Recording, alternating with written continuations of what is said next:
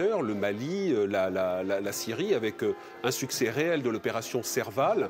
Les militaires français, notamment, ont trouvé que le président de la République donnait un cadre d'ordre politique extrêmement clair, rigoureux, allait jusqu'au donjon, au sanctuaire d'Aqmi, donc une posture de très grande force, qu'il rappelle, sachant que par ailleurs, dans d'autres domaines, il est effectivement plus contesté en politique intérieure. Mais en tout cas, il était donc très clair qu'il fallait pour lui boucler la boucle en rappelant que tout ça a du sens par rapport aux engagements militaires d'aujourd'hui. Un mot, Fabrice D'Almeida, et puis après Charlotte Sinélange. Oui, il y a clairement la volonté d'élévation d'un chef de l'État qui a été obligé de prendre la décision lourde d'entrer en guerre. Donc effectivement, il y a cette élévation par rapport à l'histoire de longue durée du pays, c'est-à-dire avec ce qu'on peut considérer quand même comme un tour de passe-passe au regard de l'histoire, mais il n'est pas le seul à le faire, de considérer l'entrée en guerre comme un acte de paix. C'est vrai que 14, justement, a été justifié par tous les belligérants, y compris l'Allemagne, comme le seul moyen de préserver la paix. C'est-à-dire on entrait en guerre pour faire la paix, et c'est un peu un paradoxe. Le deuxième aspect, moi, que je voudrais souligner, et qui me paraît très important, c'est la définition de l'identité qu'il a donnée, de l'identité française. Et il ne l'a pas renvoyé à une identité culturelle de très longue durée, qui renvoie au débat qu'on a pu avoir sous l'ère Sarkozy. Il a insisté sur le fait d'une identité qui est au fond un lien, un contrat entre les citoyens et la collectivité. Et je trouve que c'est important de rappeler ça parce que ceux qui se sont engagés, justement, ces maquisards, ont choisi le contrat démocratique contre ce qui était au fond une autorité dictatoriale. Et je crois que de nos jours, c'est un point très important à souligner. Charlotte Sinélange, qu'avez-vous noté, remarqué dans ce discours de François Hollande ? Moi, j'ai relevé la phrase dont il parlait des femmes. Il a parlé d'humiliation des femmes. C'est vrai que la période de Vichy, c'est une période de restriction des droits féminins. Il y a beaucoup de mesures qui sont prises pour renvoyer, encore une fois, la femme au foyer. On lui a interdit de travailler dans la fonction publique quand elle est mariée, etc. Enfin, il y a beaucoup de mesures comme ça. L'interdiction de la contraception et l'avortement qui sont largement renforcées, avec même l'avortement qui devient un crime. Et d'ailleurs, pendant la guerre, une faiseuse d'ange va être guillotinée en 1943. Donc il y a vraiment cette insistance sur l'humiliation des femmes. Mais je crois qu'en parallèle, il faut aussi mettre en évidence le rôle des femmes dans la résistance. Et c'est vrai qu'on n'en a pas parlé. Il n'en a pas parlé, on n'en parle pas beaucoup. Les historiens en ont parlé assez tardivement. Les femmes représentaient quand même 15 à 20% des forces de la résistance, donc c'était quand même une proportion assez importante. 15% des déportés politiques aussi. Elles avaient un rôle quand même important et je pense qu'il faut le souligner, leur rendre hommage à toutes ces femmes qui, outre les grandes figures de la résistance qu'on connaît, Lucie Aubrac, Geneviève de Gaulle et beaucoup d'autres, mais il y a toutes ces jeunes femmes, souvent des jeunes femmes non mariées parce qu'elles étaient plus libres, sans enfants, des immigrés, qui se sont investies dans ce combat et qui ont obtenu après-guerre la reconnaissance par le gouvernement provisoire qui a accordé le droit de vote aux femmes. C'est en partie lié à cet investissement des femmes dans la résistance. Donc, comme vous le soulignez, tout ça a pris évidemment beaucoup de temps. Sylvie Cozzolino, sur place à Oyonnax, à l'issue de ce discours de François Hollande, avec Johnny Durand, professeur d'histoire. Exactement, Marie. Johnny Durand, qui était professeur d'histoire au lycée Lalande, donc médaillé de la Résistance l'an passé. De nombreux élèves de Lalande se sont d'ailleurs investis dans le maquis. Johnny Durand, comment aujourd'hui intéresse-t-on des jeunes élèves à cette période de l'histoire ? Tout simplement en organisant des rencontres avec d'anciens résistants. Par exemple, l'année dernière, nous avons pu organiser avec ma collègue Joëlle Trichard une rencontre avec un résistant, Jean Marinet, qui avait été scolarisé au lycée Lalande.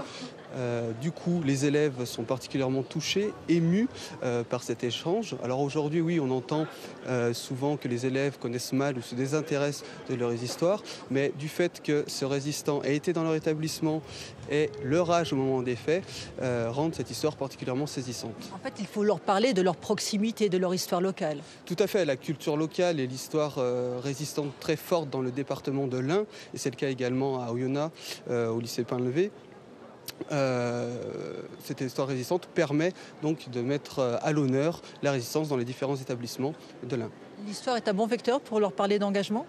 Oui, tout à fait. Heureusement, la résistance est un thème qui leur tient à cœur et dont les Oyonnaxiens sont très fiers. Merci. Merci Sylvie Cozzolino, notre consoeur de France 3 Rhône-Alpes avec Johnny Durand, professeur d'histoire à Oyonnax. Nathalie Saint-Cric, jeudi dernier, quand il a lancé ce grand cycle de commémoration, François Hollande a cité Lionel Jospin, il a même cité Nicolas Sarkozy.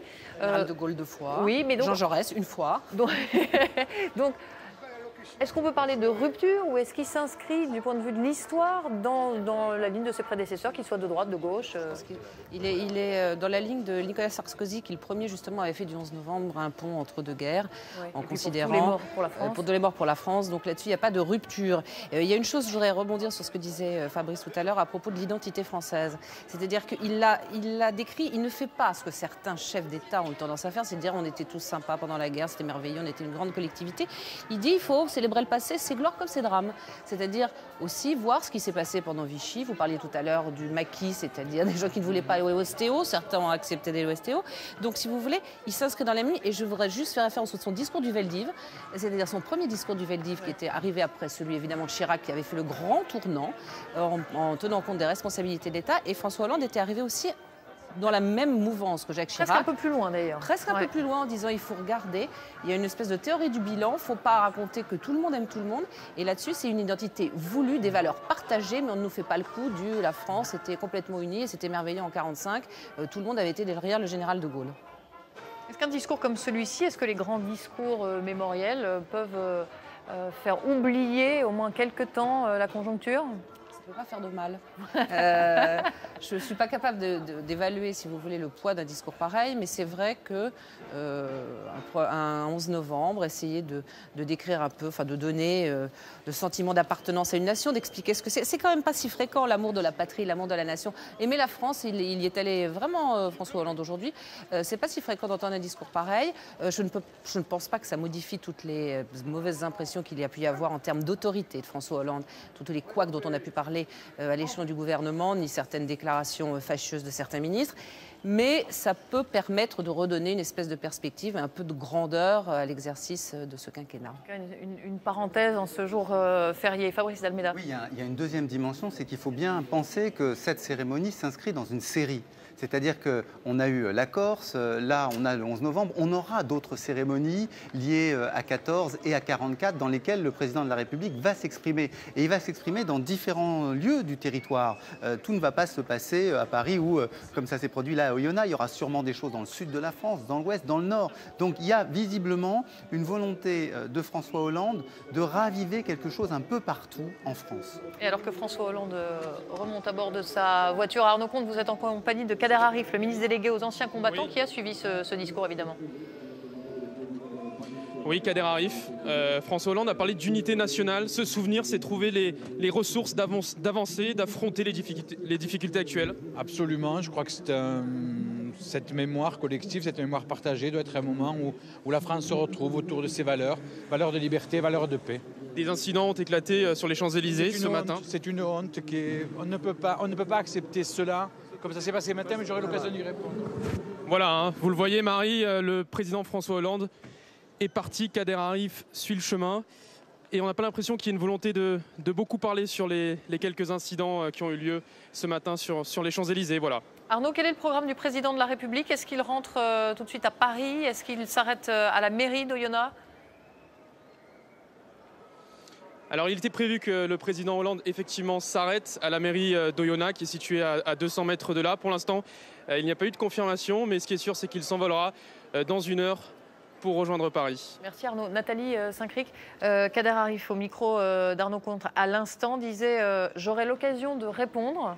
Il faisait référence aux incidents qui ont émaillé la cérémonie de ce matin sur les Champs-Élysées.